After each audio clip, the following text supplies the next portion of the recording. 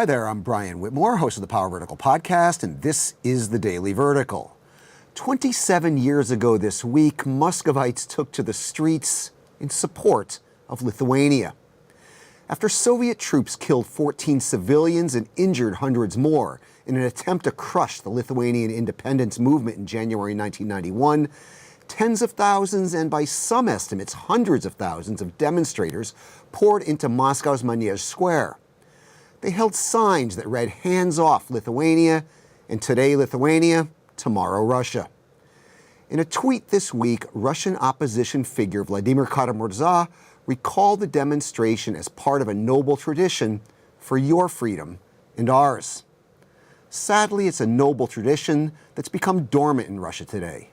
It's a noble tradition that Vladimir Putin's regime has done everything in its power to crush. There are, of course, precious few public manifestations of support for Ukraine these days. But it's a noble tradition that's not been forgotten in Vilnius. This week, Lithuania issued its first blacklist of 49 Russian officials who would be sanctioned for violating human rights or engaging in corruption and money laundering under the country's new Magnitsky Law. Russia's ambassador to Lithuania called the move an unfriendly act and vowed that Moscow would retaliate. But unfriendly toward whom?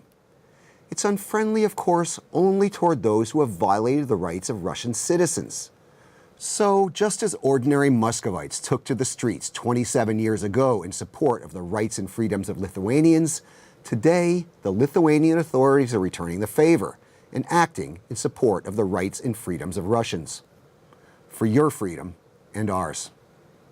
Keep telling me what you think in the comments section, on the Power Vertical's Twitter feed, and on our Facebook page. I'm Brian Whitmore, and that was the Daily Vertical.